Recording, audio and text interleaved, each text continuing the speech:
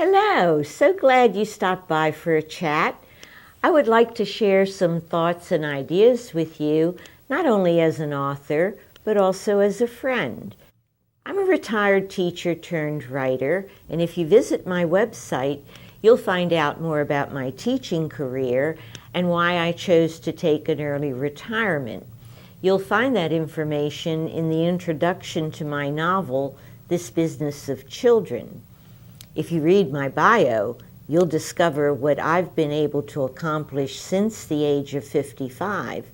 It confirms what I've always believed, that the best is yet to come. Writing has always been a passion for me. I wrote as a young child and as a teenager, and then later in life, I managed to write a few articles for newspapers and magazines. But the thought of writing a book eluded me for years.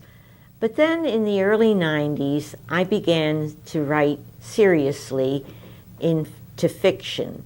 As fate would have it, I now have 4 books on the market, and what influenced me the most is my philosophy of life. Find a need and fill it. My first published book, What Happens Next? A Family Guide to Nursing Home Visits and More, came about as a result of my having been a caregiver, having to make that awful decision of placing a loved one in a long-term care facility, and then finding out what was happening with other families who were visiting their loved ones in that facility.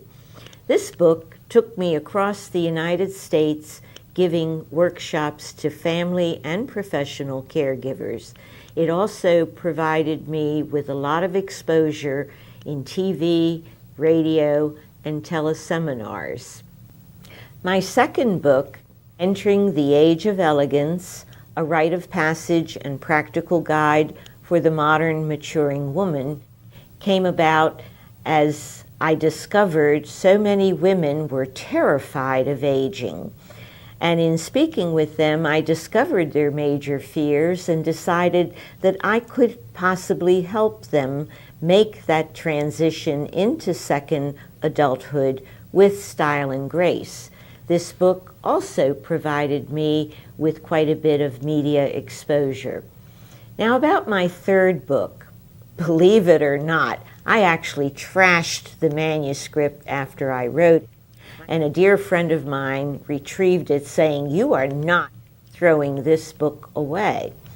And then about 3 years ago, everything that I was reading or hearing about in the news about teachers hit me like a bombshell. Oh my God, I thought, all of that stuff is in my book. And that included the suicide of a teacher. So the rest is history.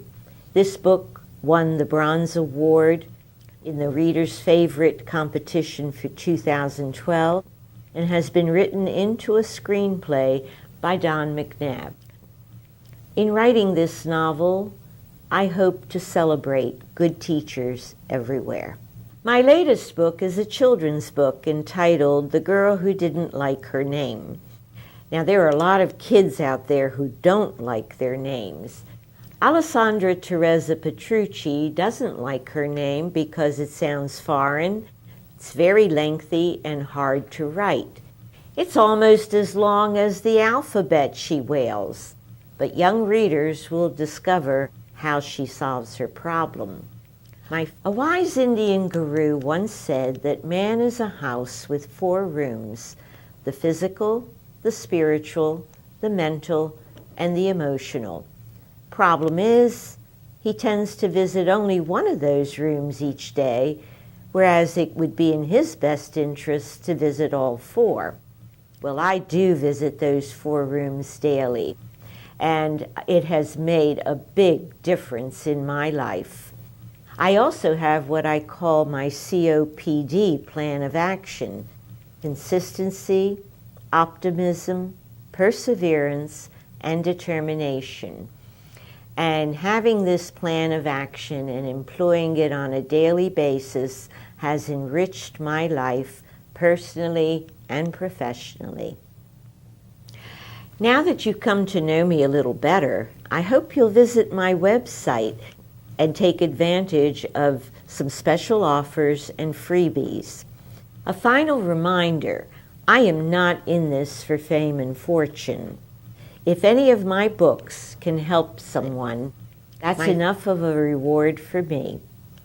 I would love to hear from you, so please send me your comments. Thank you.